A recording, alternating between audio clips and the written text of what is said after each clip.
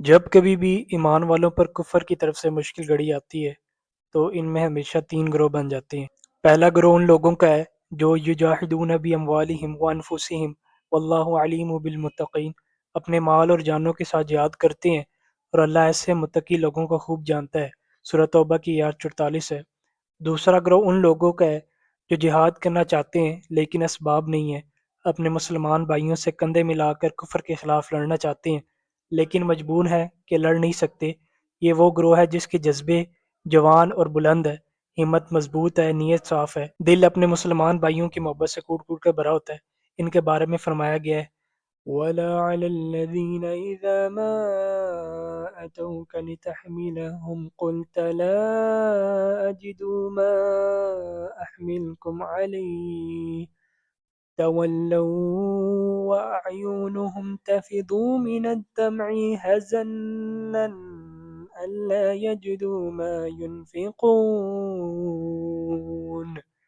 ان لوگوں پر کوئی گناہ نہیں ہے جن کا حال یہ ہے کہ جب وہ اے نبی صلی اللہ علیہ وسلم تمہارے پاس اس غرض سے آئے کہ تم انہیں کوئی سواری مہیا کر دو اور تم نے کہا کہ میرے پاس تو کوئی ایسی چیز نہیں ہے جس پر میں تمہیں سوار کر سکوں، تو وہ اس حالت میں واپس گئے کہ ان کی آنکھیں اس غم میں آنسوں سے بہہ رہی تھیں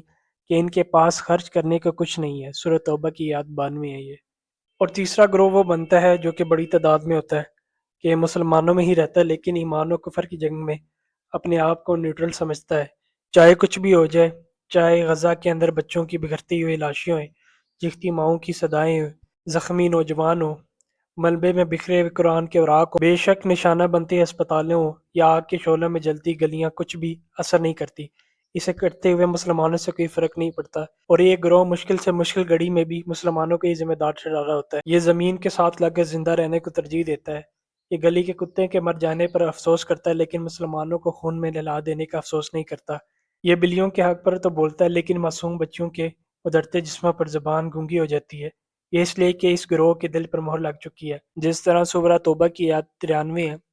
انما السبیل علی الذین یستأذنونک وهم اغنیاء رضوا بأن يكونوا مع الخوالف وطبع الله على قلوبهم فهم لا يعلمون۔ الزام تو ان لوگوں پر ہے جو مالدار ہونے کے باوجود تم سے اجازت مانگتے ہیں، وہ اس بات پر خوش ہیں کہ وہ پیچھے رہنے والی عورتوں میں شامل ہو گئے ہیں اور اللہ نے ان کے دلوں پر مہر لگا دی ہے، اس لیے انہیں حقیقت کا پتہ نہیں ہے۔ یہ وہ گروہ ہے جو لگژری لائف کو گزارنا پسند کرتا ہے، تو جب اس طرح کی نیوز سنتا ہے تو کہتا ہے کہ ہم نے تو پہلے ہی کہا تھا کہ جنگ کے میدان میں نہ جاؤ، اگر ہماری بات ماننی ہوتی تو آج یہ اشر نہ ہوتا۔ سورہ آل عمران کی آیات 156 میں ہے یا ایہا الذین آمنوا لا تکونوا کالذین کفروا وقالوا لإخوانهم إذا ضربوا في الأرض أو كانوا غزا